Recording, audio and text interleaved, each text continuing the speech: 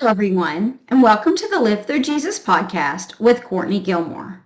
On this episode, he's his own worst enemy. This is 1 Samuel 21 and 22.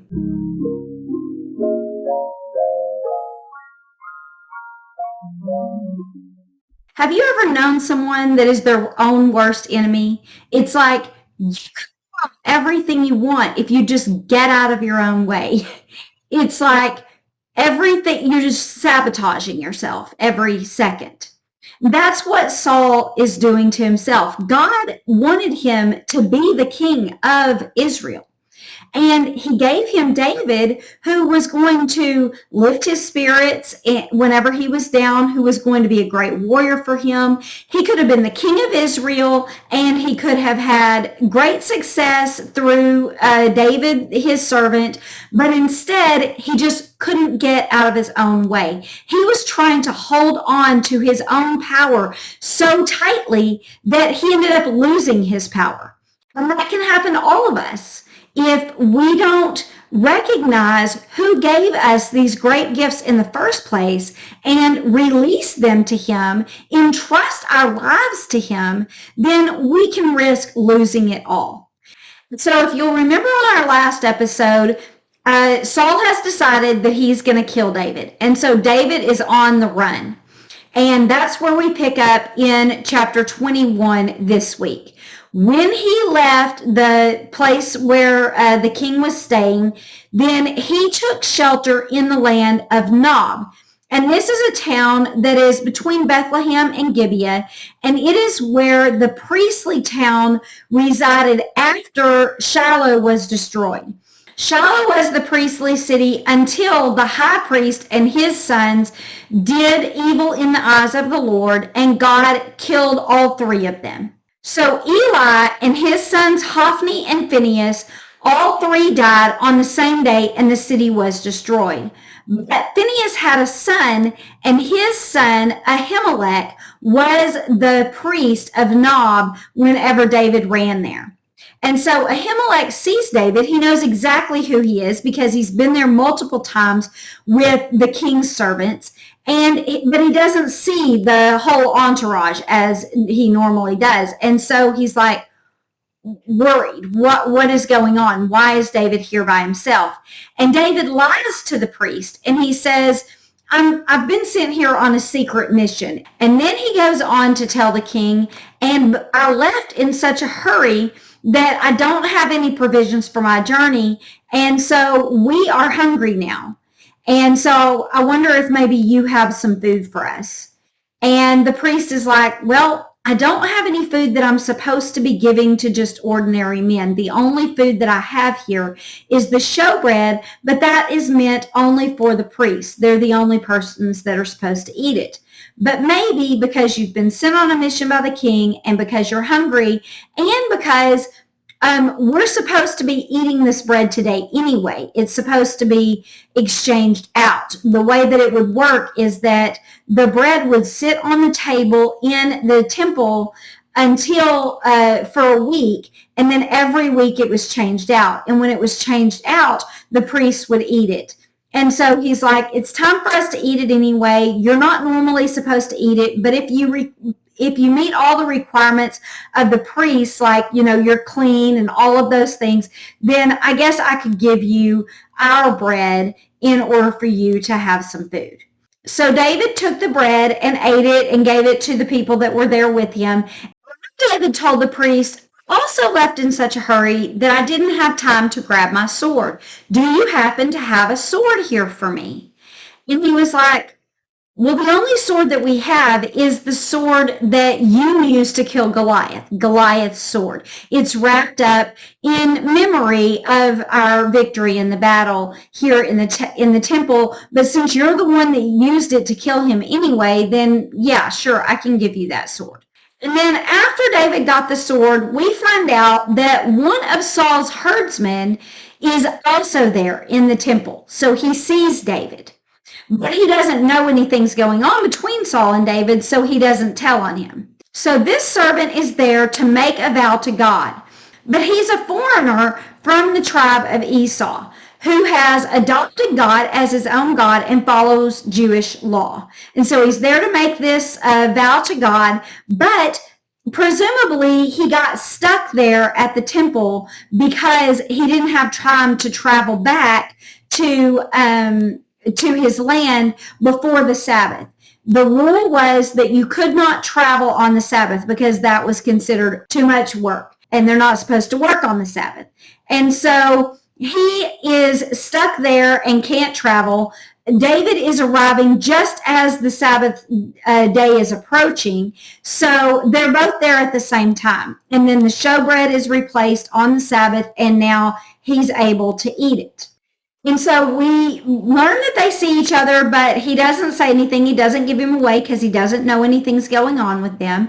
And then David takes the sword and goes on his way. And he decides that he's going to hide in the land of Goth, which is in the land of the Philistines, which is a great place to hide if you are hiding from the king of Israel.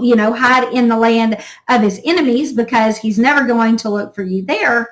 But it's not the greatest place to hide if you don't want to be killed by your enemies, which you've been fighting against all of this time, right? And so some of the people recognize David and they bring him to the king. And when David realizes, oh no, they're going to realize that I'm the one that's been fighting against them this entire time and they're going to kill me, he pretends to be crazy. And so he is, they say, drawing on the gate like he doesn't know what's going on, and he's drooling and he looks like a crazy person.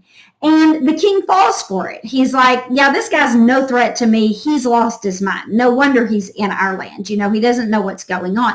And so he's like, yeah, he's not a threat to me, but I've got enough crazy people in my own city. I don't need one in my own house.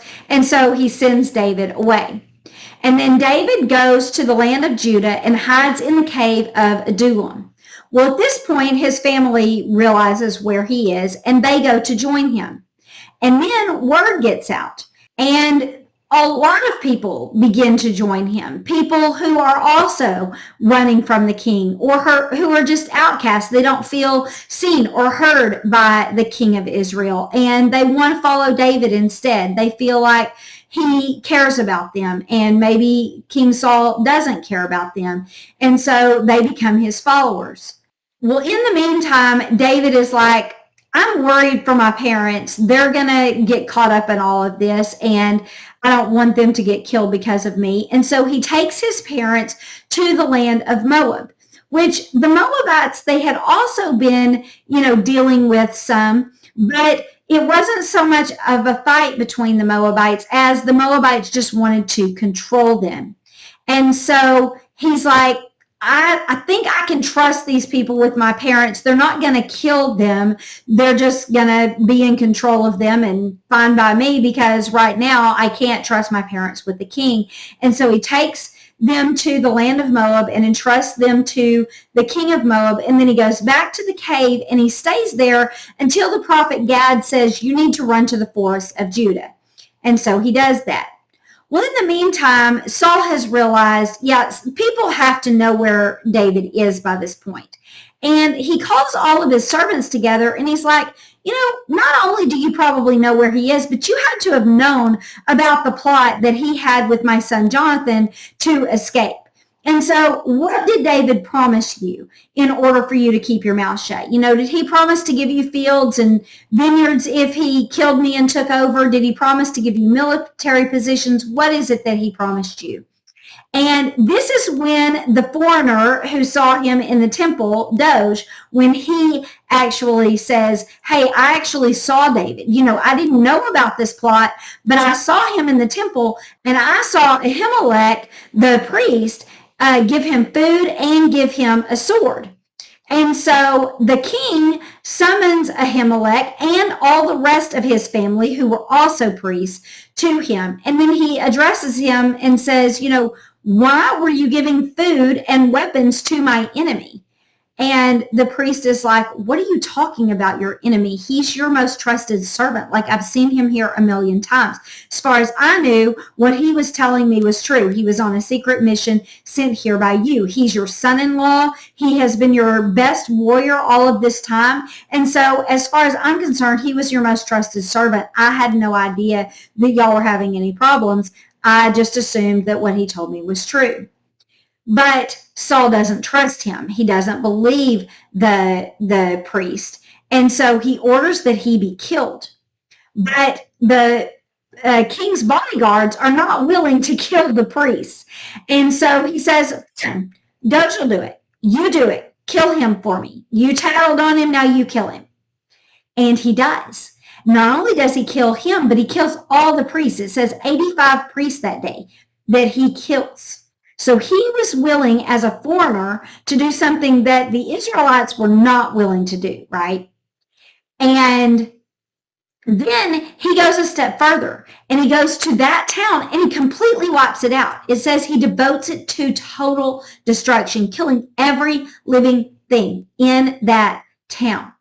And only one of Ahimelech's sons survives. And he runs to David and tells David everything that Saul has done. And then David is heartbroken. He's like, oh no, this is all my fault. I saw that guy there and I don't know, I guess I should have done something, but I don't know what it would have been, but this is my fault and I blame myself. And so please stay here with me. I will protect you. I feel totally responsible for everything that's happened to your family and I want to be here to protect you. And so Abiathar stays there with David and actually becomes his priest and is his priest for the rest of his life. And so before we move on to our application of this story for ourselves today, I want to just address a couple of issues with this passage. Because a lot of people might be wondering, was David wrong for lying to the priest? And was the priest wrong for giving David the bread, or was David wrong for taking the bread? Because that bread was meant only for the priest. So let's address the lying question first. Was David wrong for lying? Well, the short answer is yes, he never should have lied. But a lot of people believe that that's why the priest got killed, is because of David's lie. But I tend to wonder, and comment and tell me what you think, but I wonder if David wasn't lying to save his own skin. If David would have been lying just because he was afraid that the priest would tell on him, then obviously, again, it's always wrong, but that would be a different intention.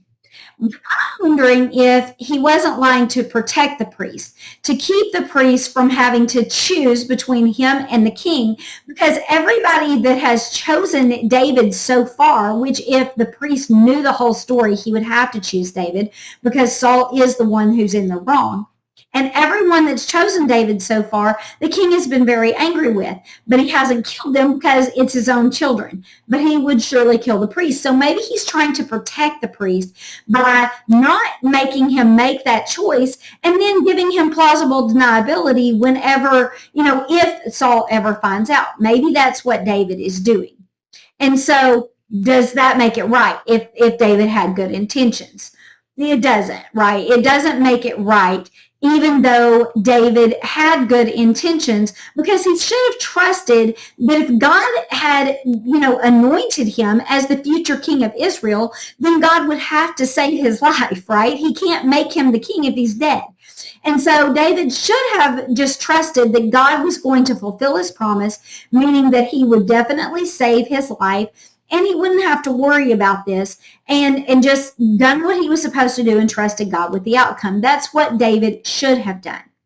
But if he wasn't doing it out of his own self-preservation and he was doing it for the good of the king, then at least it's understandable, and God is forgiving in his weakness.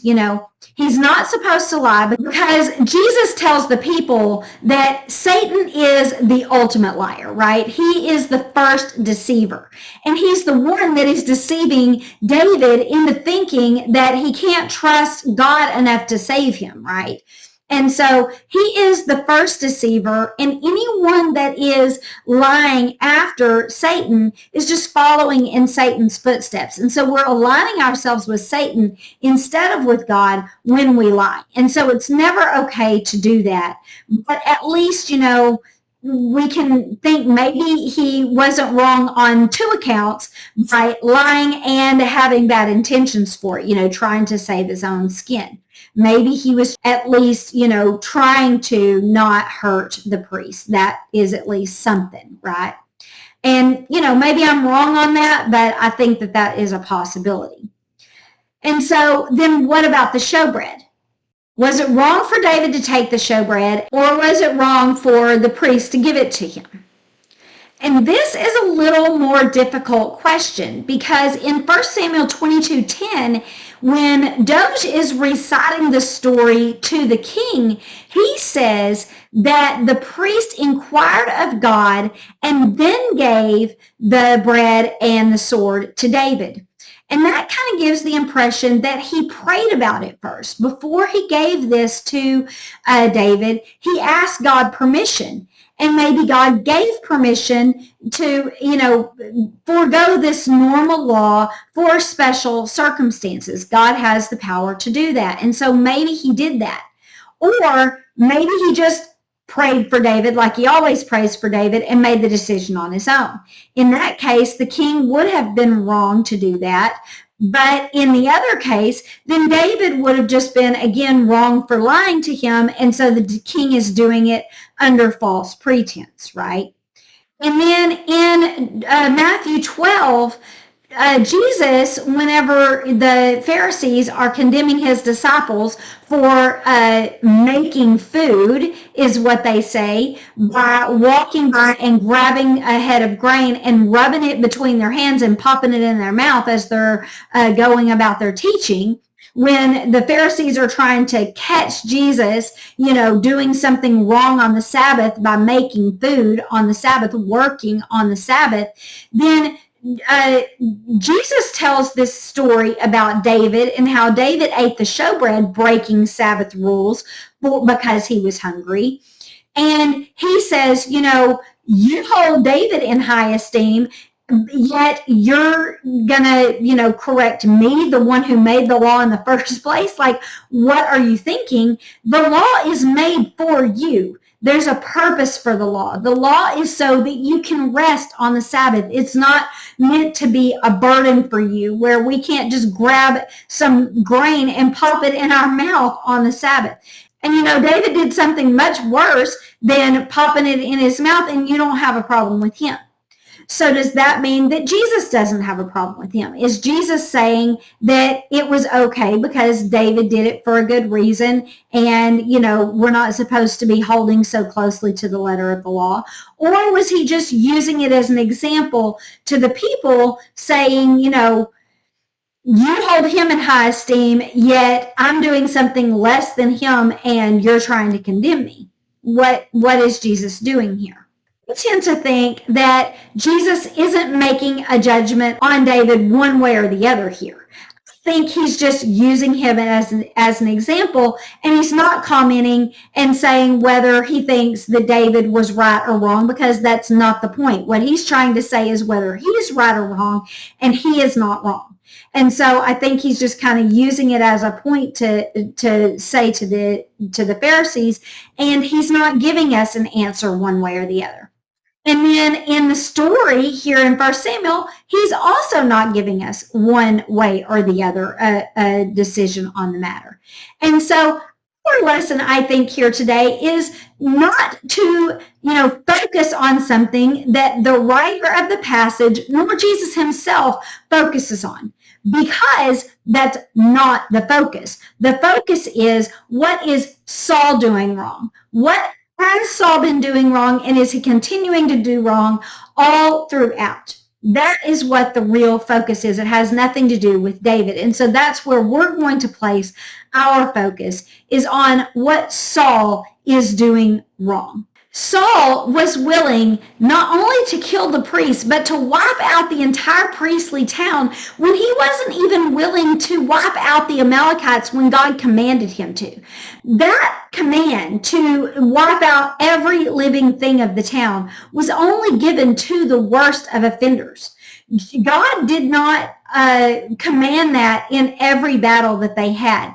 In a lot of the battles, he told them, hey, just go in and see if the people are willing for you to take over their city and become, part of your nation with you being the ones in charge. And if they are, then you don't even have to fight them.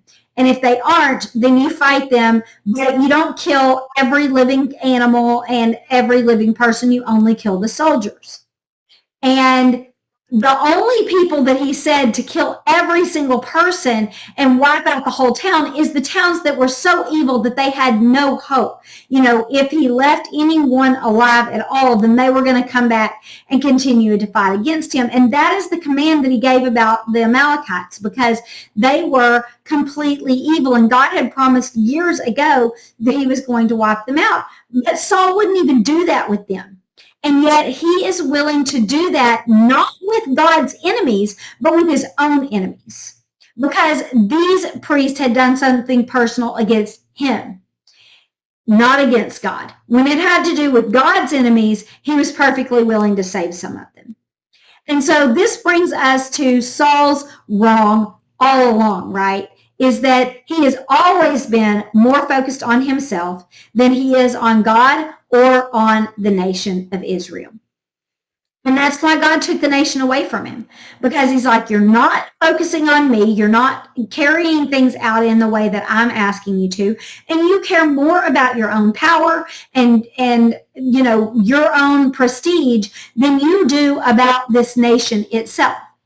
And that sounds familiar to a lot of us, right, about how we might feel about our own governments sometimes, is that they care more about staying in power than they do about their own citizens. That is true of a lot of politicians, and that was true of Saul.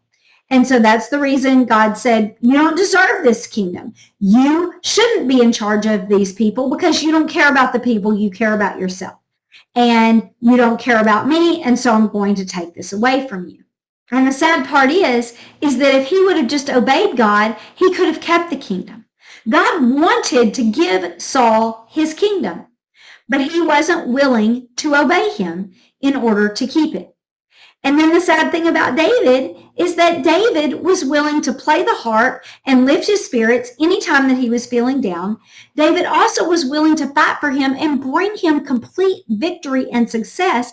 If he would have only taken David's victory as his own, then he could have accepted it as his own. They were saying that Saul had been a warrior of thousands, but David had been a warrior of tens of thousands.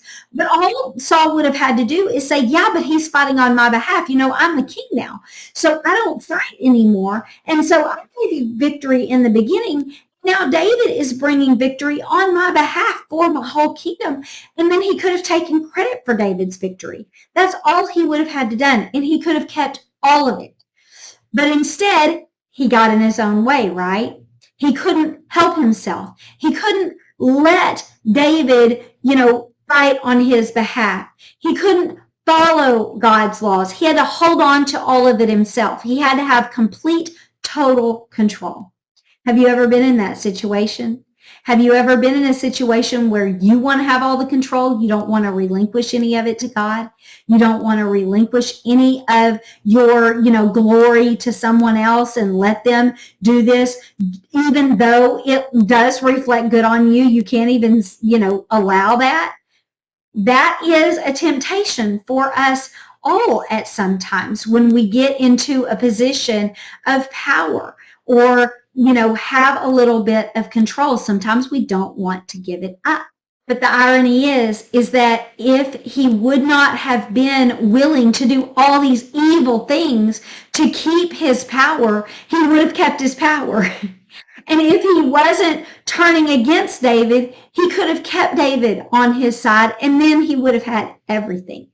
But instead, he was keeping a hold of all of this, and that was actually making him lose it all. And not only was he losing everything, but David was the one who got everything that he lost. All of his losses were David's gains because God was taking the kingdom away and giving it to David. And then by turning against David, instead of embracing him, then he was forcing the people, including his own children, to take sides, which meant that he was dividing his kingdom at worst and ultimately handing it over to David because he's making the people take David's side, seeing that David is a great warrior, seeing that David is the one who has been fighting for them, who relates to them, who they've been interacting with, and who is, more on their side.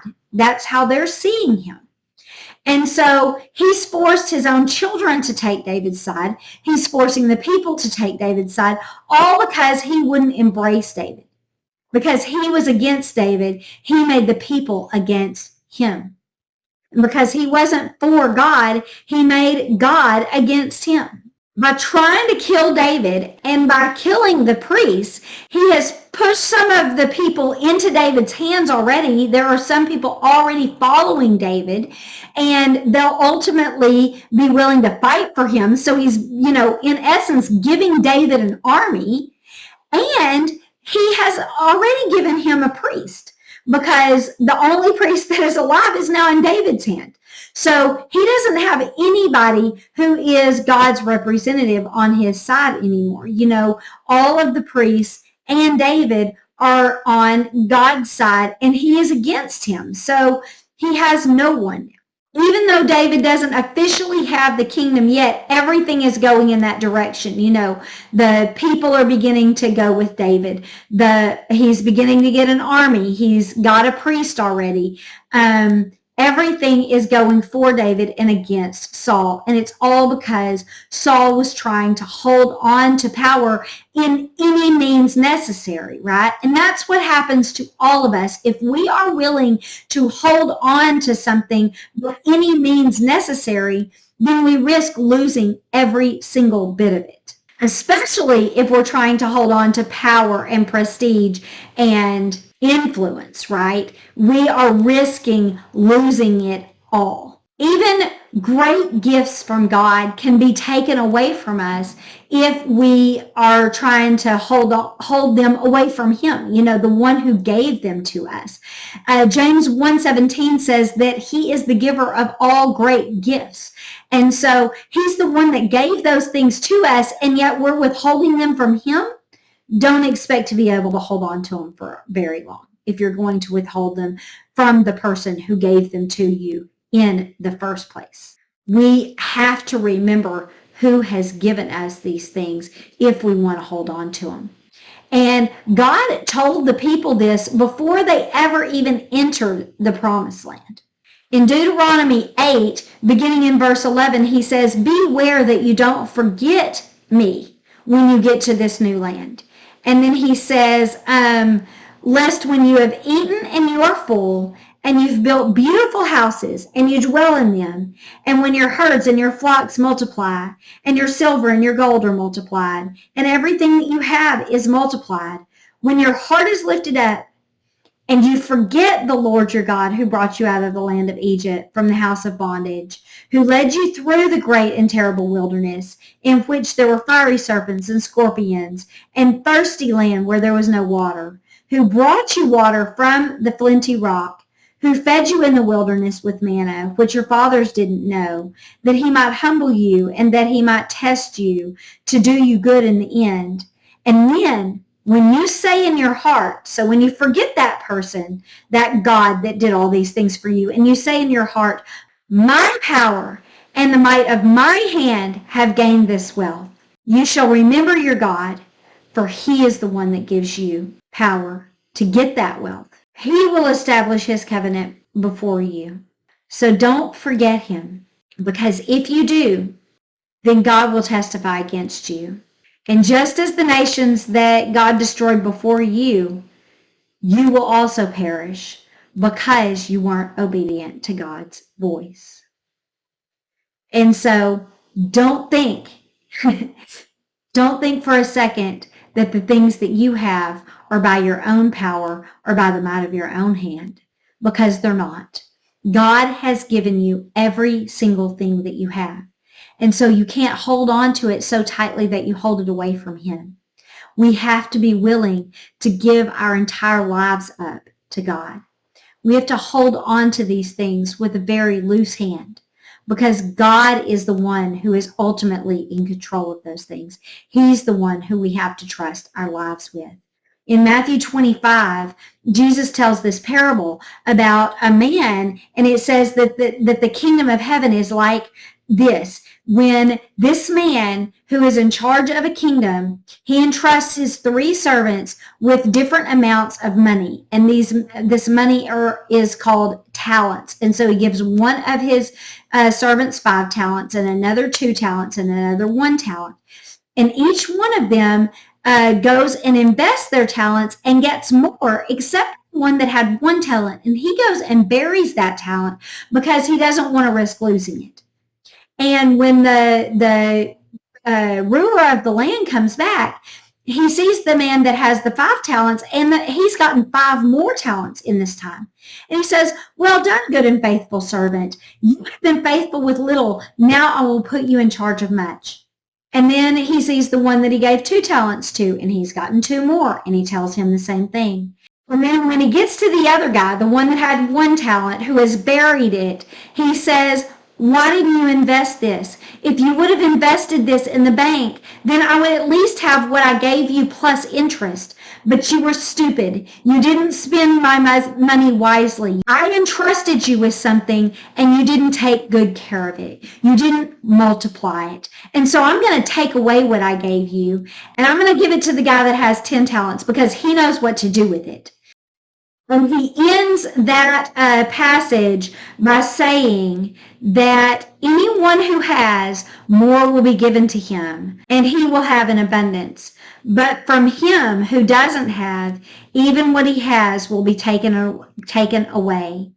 Cast the unprofitable servant into outer darkness. So he's saying, if you don't take care of what I've given you and make profit of it, multiply it, invest it, do what I have given it to you to do with, then I might just take that away from you. And so you can't hold on to your power. You can't hold on to your money. You need to be willing to use that for the reason that I gave it to you. He gave that power to Saul to do on behalf of the people. And if you're not going to use your power for the good of others, then I'm going to take it away. If you're not going to take the money that I gave you and use it for the good of other people, be willing to give of that money, then I'm going to take it away from you. And I'm going to give it to somebody that is going to use it for the benefit of other people. If you're going to be selfish, you're going to try to, keep all of your prestige, and you're going to try to make yourself look good, then I'm not going to allow you to have that prestige. I'm not going to allow you to have that honor. I'm going to let people see you for the selfish person that you are. And I'm going to give that honor to someone that deserves it, someone that's going to be humble, someone that's going to follow me. And so we don't want to be that person, that unprofitable servant that doesn't, take the things that God has given us and use them wisely, that doesn't hold them with a loose hand, that holds them away so tightly that we're our own worst enemy. That what we are so afraid of losing, we end up losing because we're our own worst enemy. That is the irony of Saul's situation. We have to learn to give up control to the one who gave it to us in the first place. Entrust what God has given to us to him. I want to read to you Mark 8:34-38, and it says, when he had called the people to himself, with his disciples also, he said to them, this is Jesus, whoever desires to come after me, let him deny himself, take up his cross, and follow me. Whoever desires to save his life will lose it, but whoever loses his life for my sake and the gospel's will save it. What will it profit a man if he gains the whole world and loses his soul? Or what will a man give in exchange for his soul? Whoever is ashamed of me and my words in this adulterous and sinful nation, of him the Son of Man also will be ashamed when he comes in the glory of his Father with his holy angels. And then in John 12:24-26, he says, unless a grain of wheat falls to the ground and dies, it remains alone. But if it dies, it produces much grain. And then in John 12:24-26, he says, unless a grain of wheat falls to the ground and dies, it remains alone. But if it dies, it produces much grain. He who loves his life will lose it, and he who hates his life in this world will keep it for eternity. If anyone serves me, let him follow me. Where I am, there my servant will be also. If anyone serves me, him my Father will honor. So if we hold on to this life so tightly that we aren't willing to give up our worldly ways, right, and do what God wants us to do, then we're going to lose our eternal life. That is the most important life.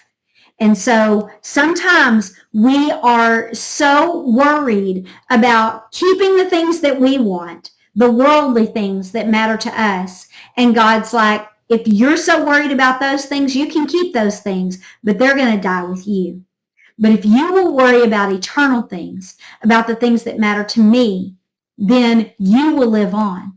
Then your life will be eternal.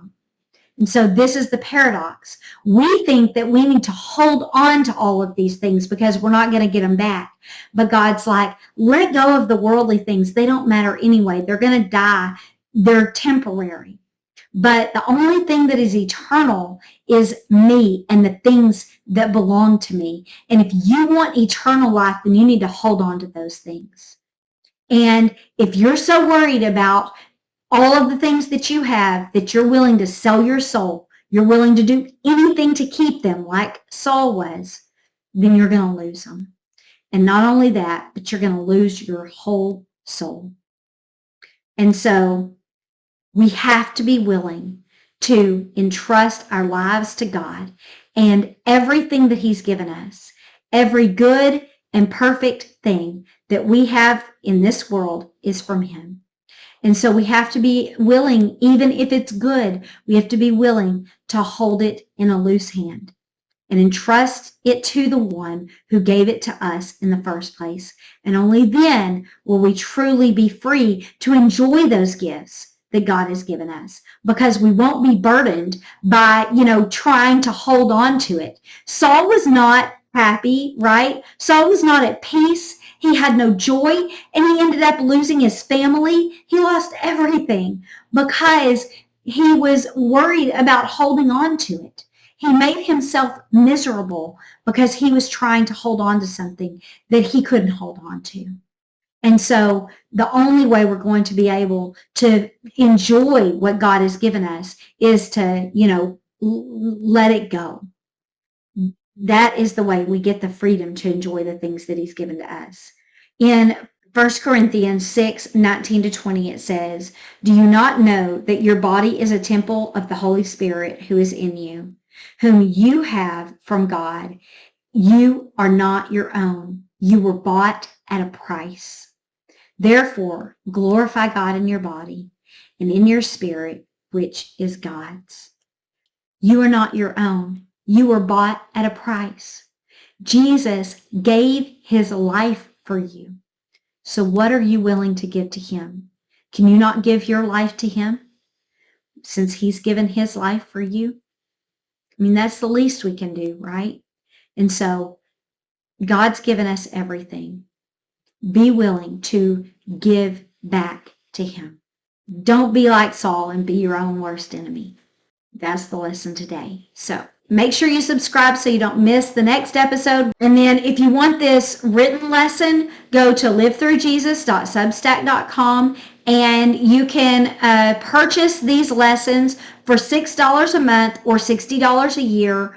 And then with this purchase, you also will receive access to all of the previous lessons that I've done, beginning in Deuteronomy with the 10 Commandments, and then finishing Deuteronomy, and then going on to Joshua, Judges, Ruth, Samuel, Saul, and now David.